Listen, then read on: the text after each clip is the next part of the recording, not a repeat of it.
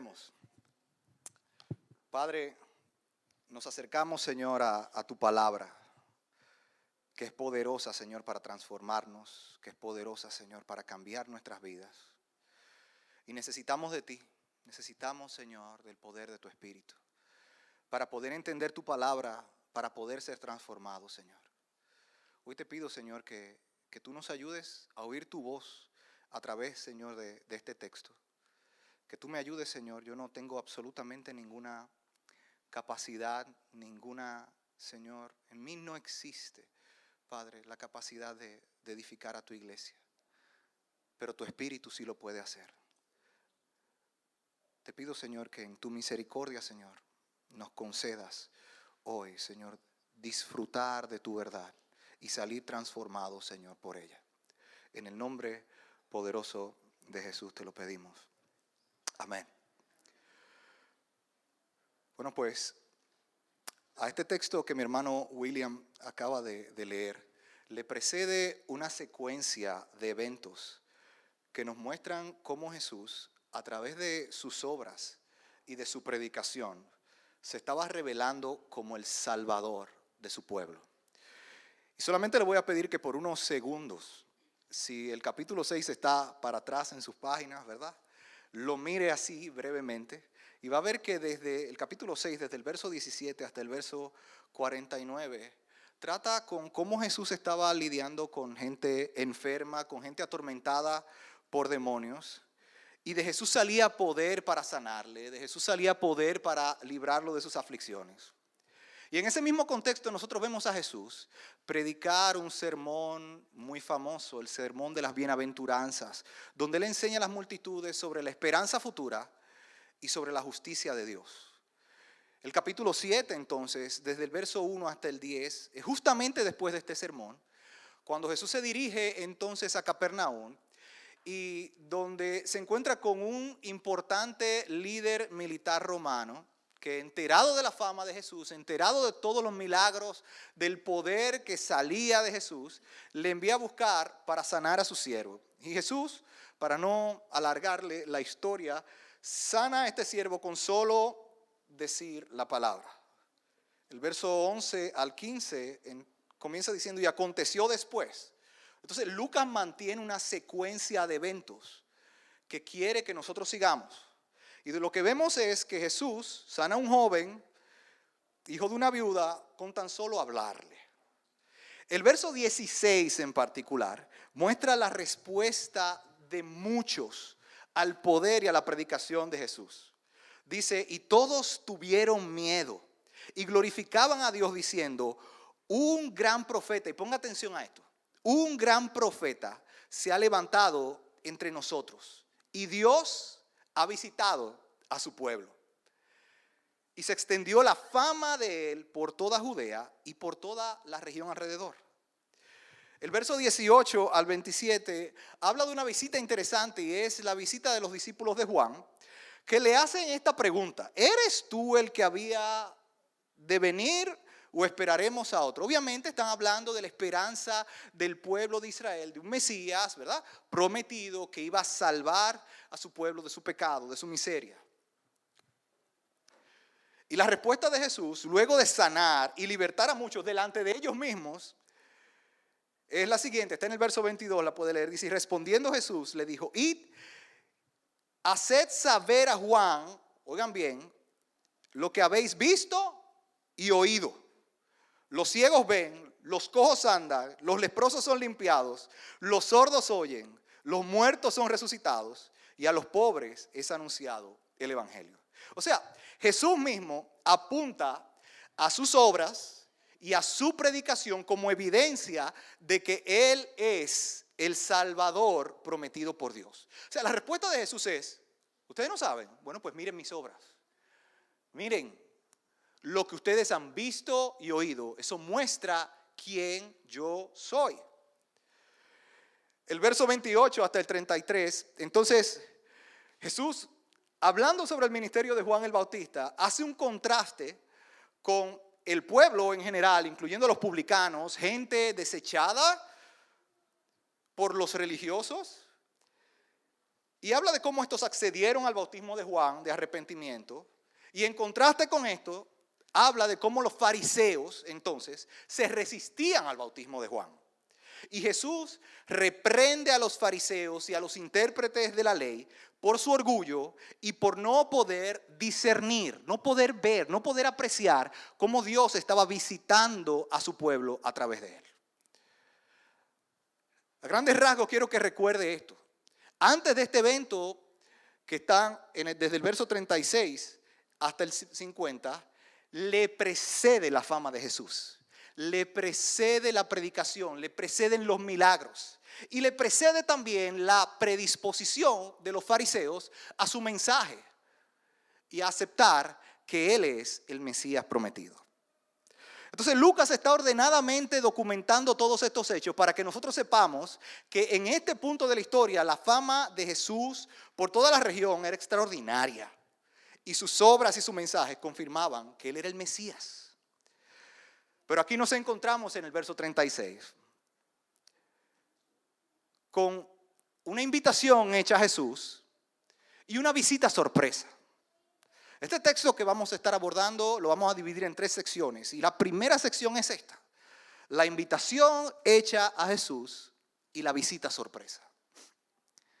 Vemos que Jesús es invitado a comer en una casa.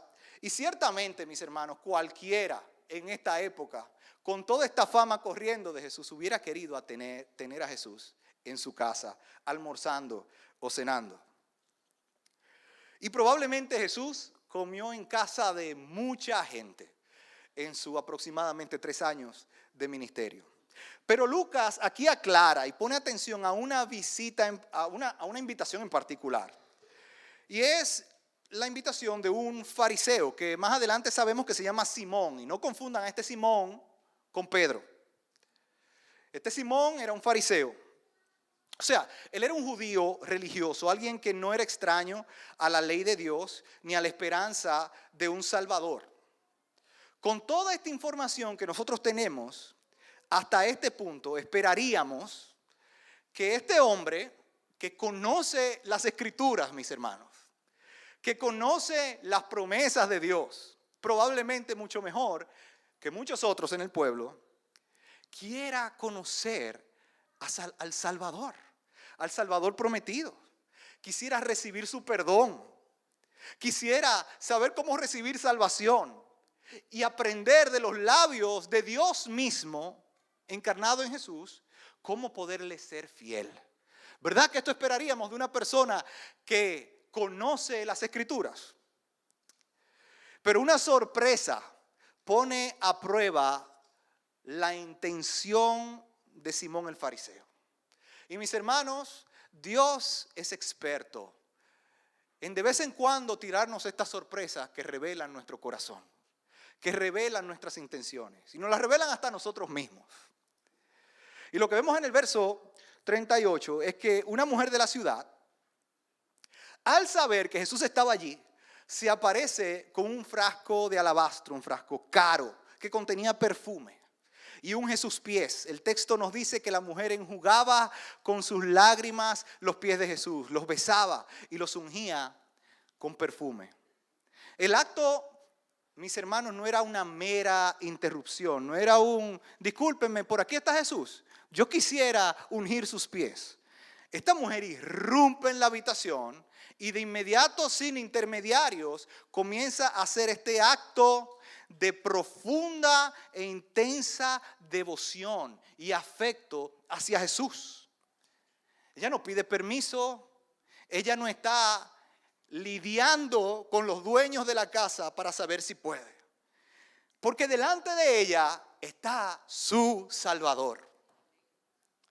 El texto bíblico no menciona el nombre de esta mujer, pero se refiere a ella en el verso 37 como una mujer de la ciudad que era pecadora, ya sea por su apariencia o porque era habitual verla en actos inmorales. Era evidente que esta mujer no era conocida, por lo menos por los que estaban ahí, por buena cosa. Esta mujer, no se nos dice qué información tiene acerca de Jesús o qué tanta información tiene acerca de Jesús.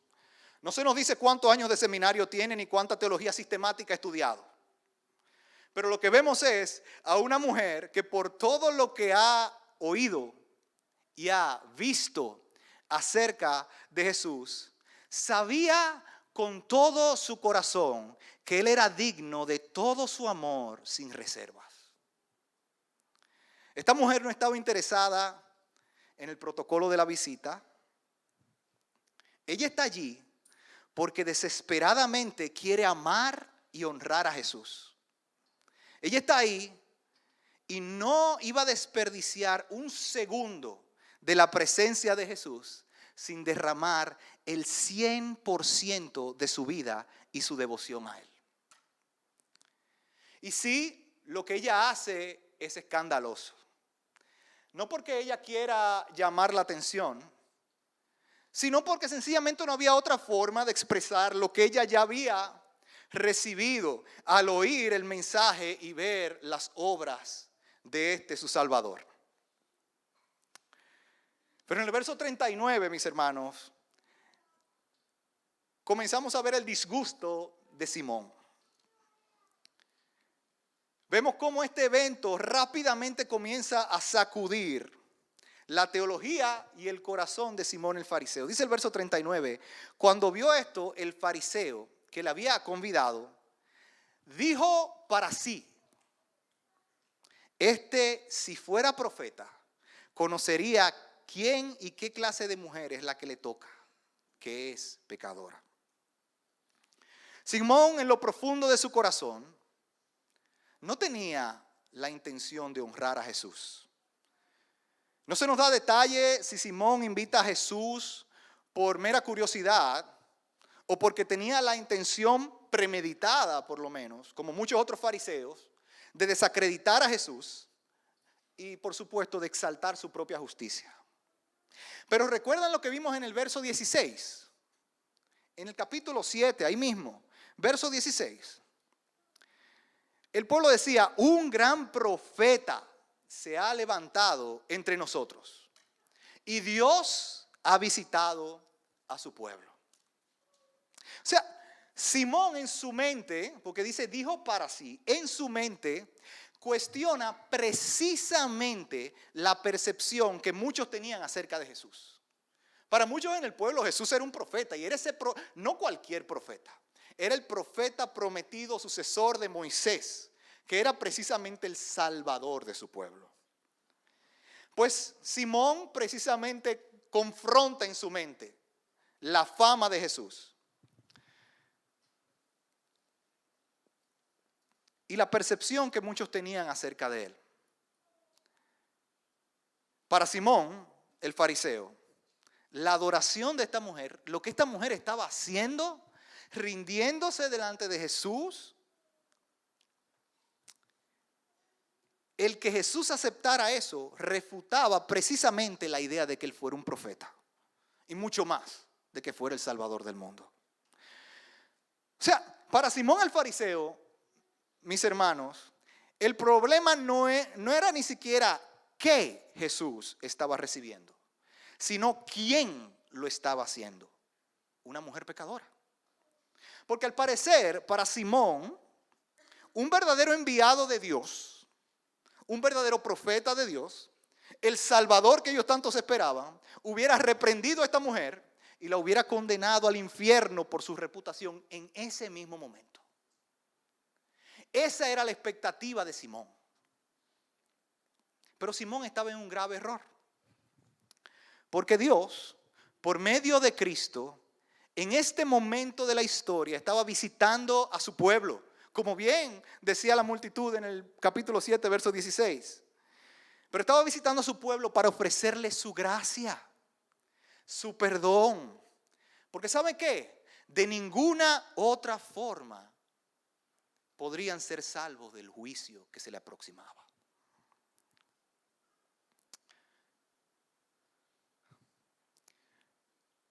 La segunda sección de este texto nos aborda la respuesta de Jesús a Simón el fariseo. Y oh sorpresa, no es una respuesta porque Simón le expresa a Jesús cómo él se siente acerca de esta mujer. Jesús no era solamente un profeta, mis hermanos. Jesús conoce todos los pensamientos de este hombre. Jesús conoce al detalle lo que este hombre siente. Y Jesús, en su extraordinaria sabiduría, sabiendo lo que este hombre está pensando, se dirige a él con una parábola que confronta a su corazón y por supuesto confronta el nuestro también. Y lo que nos muestra es la historia, una historia que tiene que ver con deudas y deudores. Dos deudores con deudas bien diferentes. Para la época, ponga la atención, un denario era aproximadamente el salario de una jornada de trabajo, o sea, de un día de trabajo. Imagínense que uno debe 50 y el otro debe 500. Claramente, uno de estos deudores estaba más cerca de volverse esclavo de su acreedor que el otro. Pero ambos estaban en deuda. Sin embargo, el acreedor hace algo inusual. Porque por supuesto, una persona que presta dinero, que vive de esto, cuyo oficio es eso, está esperando recibir algo a cambio de ese préstamo. Pero este hombre hace algo inusual y sumamente generoso. No lo libra de los intereses, sino que perdona la deuda de ambos. O sea, ambos reciben gracia. O sea, favor inmerecido y por el cual ellos no trabajaron.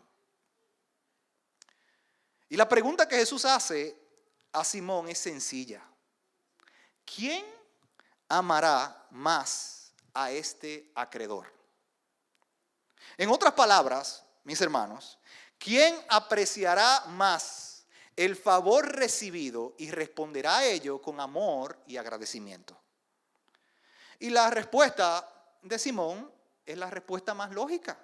Por supuesto, aquel que se le perdonó más. Y Jesús confirma que su respuesta es correcta. Interpretemos esta parábola. Porque no es difícil identificar quiénes están representados en esta historia. Nosotros caemos perfectamente dentro de la categoría de los deudores. Y Dios cabe bien dentro de la categoría del acreedor, quien por medio de Cristo ofrece perdonar nuestra deuda. Pero la historia no quiere enseñar que aquellos que han tenido un pasado más inmoral, o entre comillas, deben más, y son perdonados por Dios, van a amarlo más que los demás. Eso no es lo que quiere comunicar. Y esto me recuerda algo. Yo crecí en la fe, en mis primeros años de la fe, crecí en un contexto donde algunas personas, o por lo menos escuché a decir algunas personas, cualquiera se va para el mundo para hacer un testimonio y luego volver a la iglesia. Sí, lo escuché. Porque la idea que muchos tenían era que cuando yo tengo un testimonio, entre comillas, poderoso, ¿verdad? Dios me sacó de las drogas, de las maras, cuando tenemos un testimonio así como, ¿verdad? Flashy, como bien impactante, entonces eso mejora nuestra predicación, ¿verdad? Eso es lo que entendíamos. Y de hecho, uno iba a campañas, uno iba a actividades donde lo que veíamos era un individuo hablando de su testimonio. Y Dios me sacó de vender del narcotráfico, y Dios me sacó del sicariato, y yo maté a 15. Y la gente, ¡wow! Y yo estuve en la cárcel por 25 años y allá maté a 4. Y la gente, wow. Y al final, y Dios me rescató. Y la gente, wow. Pero no, el hermano que a lo mejor vivió en su casa tranquilo toda su vida, fue a la universidad y tenía otros problemas de pecado. No, a ese no lo podían invitar a la campaña a predicar, porque el efecto de la predicación residía mucho en qué tanto pecado le había precedido a este individuo, ¿verdad? Entonces, por eso la reacción de muchos era: yo me voy para el mundo de nuevo, hago un testimonio, ¿verdad? Y vuelvo. Y entonces mi vida en general, voy a experimentar la gracia de Dios. Mi vida en general va a ser una vida más devota y mi testimonio más impactante y mi predicación y todo eso. Pero esto no es lo que Jesús quiere enseñar. Jesús no quiere enseñar que en la medida que nosotros vivimos una vida cada vez más pecaminosa, le abrimos la oportunidad de amar a Dios más después. De hecho, la Biblia nos ubica a todos, sin Cristo, en la misma condición. Nuestras obras son trapo de inmundicias, la de todos. Estamos desterrados de la presencia de Dios y somos sus enemigos. Entonces, la historia lo que quiere hacernos reflexionar es sobre cómo la conciencia de nuestra deuda y del perdón que hemos recibido afecta nuestro afecto hacia Dios. Mis hermanos, el mundo y Satanás trata constantemente de hacernos pensar que viviendo en pecado, ignorando la palabra de Dios, aún podemos estar bien con Dios. El pecado para el mundo es normal y por eso es que nosotros establecemos estas categorías, ¿verdad? Un pecado mucho más pesado que el otro.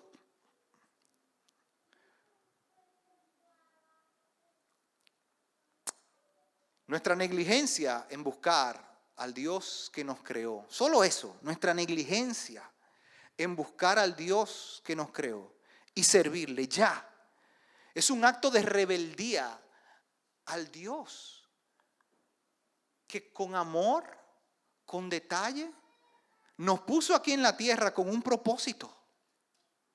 Así que no tienes que ser un narcotraficante, ni un sicario, ni un asesino, ni un ladrón, porque de por sí ya nosotros estamos sin Cristo, condenados al infierno justamente, de forma justa, porque Dios es santo y nuestro pecado es despreciable.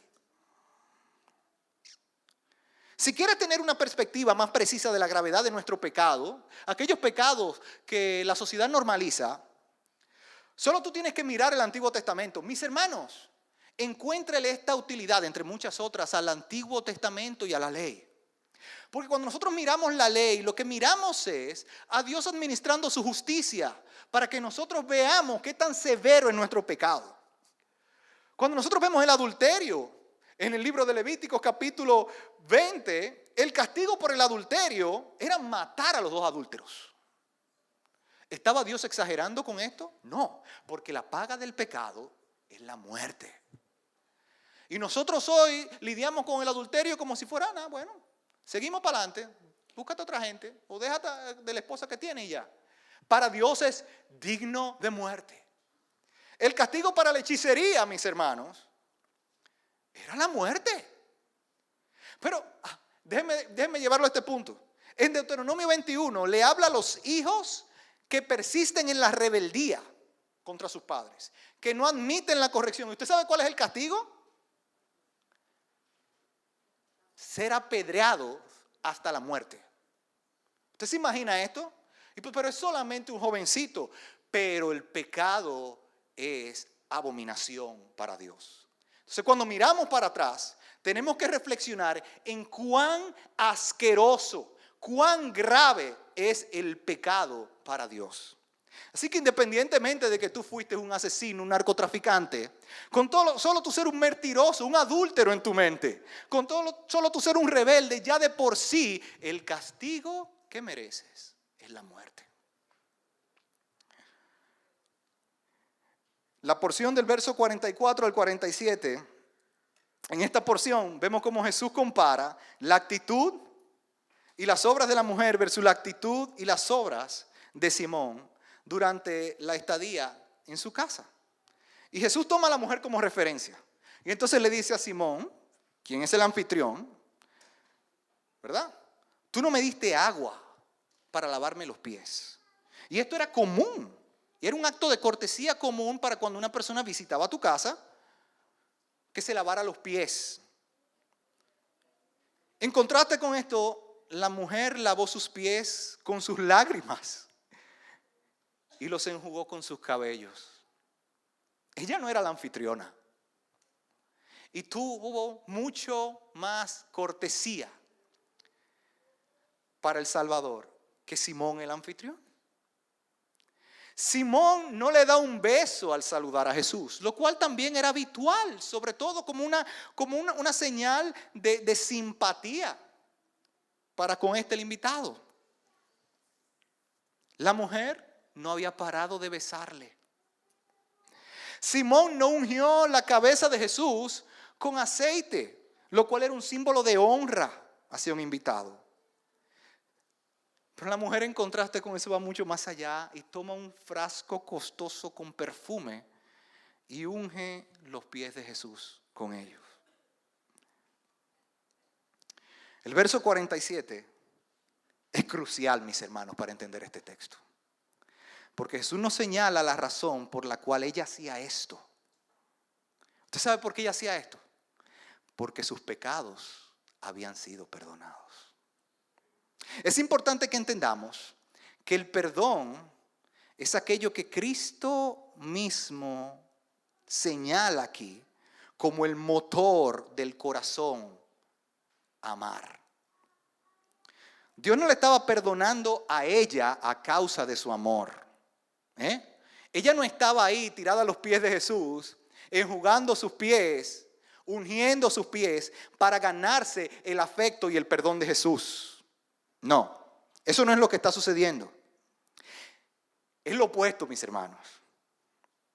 Ella estaba amando a Jesús, mostrando su devoción hacia Él, porque había encontrado perdón y esperanza en Él. Ella amaba porque, habiendo oído a Jesús, Dios quebrantó su corazón pecaminoso, a diferencia de estos fariseos. Dios la llevó al arrepentimiento y le ofreció la esperanza de perdón, lo cual ella nunca había recibido de nadie, ni siquiera de los religiosos de la época. Ella era una mujer pecadora, esclava del pecado, pero al ver las obras de Cristo y haber escuchado su mensaje, a diferencia de estos fariseos, Dios le abrió los ojos para reconocer que Dios estaba visitando a su pueblo y ofreciendo misericordia a todo aquel que pusiera su esperanza en el Hijo. La intención de esta comparación, mis hermanos, que Jesús está haciendo no es exaltar solamente a esta mujer, sino hacernos reflexionar en cuál es el fruto, óigame bien, cuál es el fruto de una persona que conoce cuánto Dios le ha perdonado. ¿Y usted sabe cuál es el fruto? Amar a Dios con todas sus fuerzas. Vimos en esta sección cómo Jesús responde a Simón. Pero la tercera sección de este texto lidia con la respuesta de Jesús a la mujer. Y esto es muy interesante, mis hermanos, porque Jesús dice poco a esta mujer. Le dice dos cosas. Le dice en el verso 48, tus pecados te son perdonados. Y en el verso 50 le dice, tu fe te ha salvado, fe en paz. Fue poco lo que dijo, ¿verdad? Pero para nadie en esta habitación estas palabras eran tan relevantes. Para esta mujer que conocía desde antes de entrar en esta habitación que Jesús era su Salvador y que en Él había perdón de pecados, estas palabras resonaron a lo más profundo de su corazón. Ella conocía esto ya así, porque había oído predicar a Jesús y había visto a Jesús hacer milagros. Conocía la fama que se había regado en la región. Pero ya luego de conocer todo esto, habiendo oído de lejos, habiendo visto probablemente desde lejos todas estas obras, Lo único que faltaba para llenar el alma de esta mujer era escuchar la voz de su Salvador dirigiéndose a ella y diciéndole: tus pecados te son perdonados, tu fe te ha salvado. Oh, mis hermanos, cuán dulces palabras son estas para quien ha conocido la gravedad de su pecado y el justo juicio que merecemos delante de un Dios santo. No hay palabras más dulces, no hay afirmación más grandiosa que Dios mismo diciéndonos: tus pecados te son perdonados, tu fe te ha salvado. Tristemente, ensanduichado entre estos dos versículos, vemos como los que estaban justamente sentados a la mesa, al margen del gozo de esta mujer, de todo lo que estaba sucediendo en el corazón de esta mujer, recibiendo las palabras de su Salvador, vemos a esta gente comentando entre sí: ¿y quién es este que también perdona pecados? O sea, en medio de estas dos poderosas declaraciones, los amigos, los invitados de Simón, se enfrascan en el debate teológico de quién era Jesús y por qué Él se atribuye la capacidad de perdonar pecados. Y está bien la discusión, Está bien que ponderemos teológicamente estas verdades, porque de ahí es que surge la verdad de ponderar esta realidad que nos lleva a la salvación. Lo curioso es que ya Jesús tenía una fama que le precedía, que ya Jesús había predicado, que ya Jesús había confrontado al pueblo con su maldad y lo llamaba a arrepentirse de sus pecados. Esta gente muy probablemente estaban enterada de todas estas cosas. Pero sabiendo todas estas cosas, todavía no entendían que tenían la misma necesidad de ser perdonados que esta mujer pecadora que estaba delante de ellos. Estos que todavía estaban en el debate de quién será este, no podían ver que tenían exactamente la misma necesidad de esta mujer. Para esta mujer pecadora, aún con todo y su pasado turbio, esta mujer pecadora, mis hermanos, le llevaba unos cuantos pasos de ventaja en su conocimiento teológico. Porque hacía rato que para ella no era un misterio quién era Jesús. Ellos están debatiendo, pero para ella hace rato que es claro que Jesús es su Salvador y el único que puede redimirla de toda su maldad. ¿Ustedes saben por qué? ¿Por qué para esta mujer era fácil verlo? Porque es fácil ver al Salvador de los pecadores cuando ya tú mismo te cuentas como uno de ellos. Requiere contarnos entre los pecadores para poder ver al Salvador de los pecadores. Mientras nosotros vivimos en nuestra autojusticia, mientras nosotros vivimos todavía comparándonos con los demás y viviendo una vida de supuesta piedad para ganarnos el agrado de Dios y alcanzar el cielo, no sabemos que estamos añadiendo un velo tras otro que nos impide ver a Jesús, el único que puede salvarnos. Pero esta mujer, al contarse entre los pecadores, pudo ver al Salvador de sus pecados. Y por supuesto también es más fácil amar a este Salvador y adorarle de forma sincera y apasionada cuando somos conscientes de cuánto Él nos ha perdonado. Mis hermanos, ponderemos esto. Quiero hablarles ahora a aquellos que todavía no han rendido sus vidas a Jesús, que todavía no han hecho el acto de confesar sus pecados, no se han encontrado, no se han contado a sí mismos entre los pecadores. Quiero decirte esto, amigo. El mundo constantemente te ha animado y va a seguir animándote a minimizar tu pecado. Pero déjame decirte lo que dice la palabra de Dios. En Primera de Juan, capítulo 1, versos del 8 al 10, dice que si decimos que no tenemos pecado, nos engañamos a nosotros mismos y la verdad no está en nosotros. El verso 9 dice entonces que si confesamos nuestros pecados, Él es fiel y justo para perdonar nuestros pecados y limpiarnos de toda maldad. El Señor te está hablando a ti. Sigue diciendo el verso 10. Si decimos que no hemos pecado, le hacemos a Él mentiroso y su palabra no está en nosotros. Oh amigo, no quieras tú hacer a Dios mentiroso. No te engañes a ti mismo. Porque si hoy estás aquí, yo no creo que sea por mera coincidencia. Dios te ha traído aquí para ofrecerte salvación y librarte del justo juicio que viene sobre toda la maldad. Pero es necesario que reconozcas hoy la gravedad de tu pecado. Cómo has ofendido al Dios que te creó y has rechazado su justicia.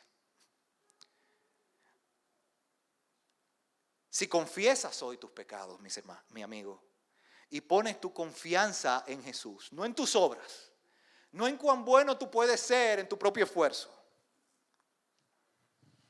Dios es tan bueno que te perdona. Y Él no te va a dejar solo. Él te va a dar su espíritu para ayudarte a vivir para Él. Para ayudarte a vivir con gozo y caminar agradándole. Hoy, su misericordia te visita. No la rechaces. Pero quiero hablarle también a mis hermanos. Aquellos que sí, en un momento dado hemos hecho profesión de fe. Esta historia, mis hermanos, nos deja claro que nuestra devoción a Dios es alimentada en gran manera por la conciencia que tenemos del perdón que hemos recibido en Cristo. Voy a repetir eso. Nuestra devoción a Dios es alimentada en gran manera por la conciencia que nosotros tenemos del perdón que hemos recibido en Cristo.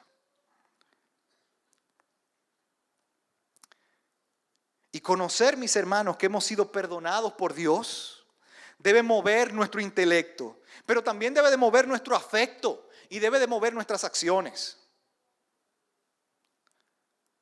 Pero no podemos negar que aún dentro de la iglesia la apatía espiritual existe. A veces más que parecernos a esta mujer derramando su perfume y enjugando los pies de Jesús, nos parecemos más a Simón el fariseo sentado en una silla como espectador y sencillamente proclamándonos como gente de Dios. La apatía comienza como algo muy personal, usted sabe. Luchamos con orar y leer la palabra, todos, ¿verdad?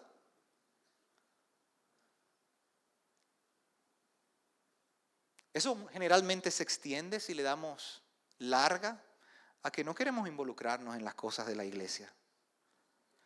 Peor aún, no me da ganas de tener devoción con Dios, ni en mi casa ni en la iglesia. Y si lo hago por cumplir con mi deber diario como cristiano, entre comillas. Ponché hoy con mi tiempo de oración. Ponché hoy con mi tiempo de devocional. ¿Entienden lo que digo con ponché, verdad? Pero esta apatía, mis hermanos, no se queda ahí. Y puede afectar nuestra relación con nuestros demás hermanos. Es fácil convertirse en Simón el fariseo. Porque no solamente ignoro la necesidad de mi hermano, sino que miro raro a aquel hermano que canta a todo pulmón en la iglesia o levanta las manos y aplaude en el culto en respuesta a la emoción que tiene cuando cantamos Sublime Gracia del Señor. Lo miramos raro, ¿verdad? Criticamos de emocionales y raros a los llorones, como Eric y yo que somos llorones, ¿verdad? Y que somos más emotivos en nuestra devoción. Porque vemos esas cosas como raras, como ¿qué es esto? Y es increíble, mis hermanos, cómo llegamos incluso a hablar de el primer amor como una etapa del pasado en nuestra vida cristiana. ¿Usted se ha puesto a pensar en eso? Que hablamos de, ese muchacho está en su primer amor. Y yo cuando estaba en el primer amor, hablamos de esas cosas como si fueran pasado y como si fuera la etapa, una etapa ya que se tiene que quemar. Ese es el kindergarten del cristiano, el primer amor. Pero en la medida que tú vas madurando, tú tienes que volverte más frío y tener más compostura. Pero en el primer amor, donde todos lloramos y donde tú ves a ese hermanito que se convirtió ayer, levantando las manos y quebrando. Sí, ese es que está en el primer amor, déjalo ahí. En la medida que él vaya creciendo, tú vas a ver que él se va enderezando un poquito.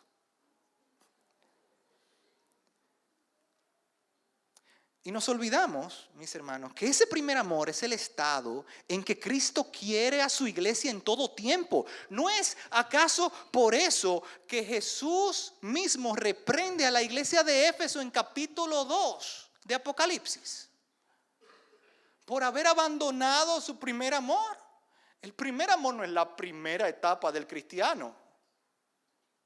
El primer amor, mis hermanos, es la conciencia pura y clara de que tú has sido increíblemente perdonado por un gran Dios santo, cuando tú lo que merecías era juicio. Ese primer amor surge de un corazón que tiene bien cerca la experiencia del perdón incondicional de Dios. Y entonces, ¿qué hace que se pierda el primer amor? Cuando la experiencia del perdón de Dios se vuelve lejana. Si de alguna forma tú has estado luchando con la apatía espiritual, mi amado hermano, hoy quiero invitarte a que inviertas tiempo en pensar en estos dos puntos. Número uno, que tu pecado no era poca cosa, que era grave y te hacía enemigo de un Dios santo. Número dos, que ese Dios santo no tenía por qué perdonarte. Hello. Pero decidió hacerlo. Y lo hizo pagando un precio muy alto, sacrificando a su hijo por ti. ¿Quieres comenzar tu batalla contra la apatía? Piensa en estas dos cosas. Medita en esto y saborea la profundidad del amor que has recibido en Cristo. Hazlo hoy, hazlo mañana. Hazlo hasta que te asquees del pecado que se te perdonó y hasta que no encuentres las palabras para expresar la grandeza del perdón que has recibido en Cristo. Y tú vas a comprobar que al que mucho se le perdona, mucho ama. ¿Podemos orar? Padre, gracias por tu palabra. Gracias por tu verdad. Gracias, Señor, porque tú sabes, Señor, nuestras debilidades y cómo nosotros lidiamos, Señor, en este mundo con la apatía, con la frialdad.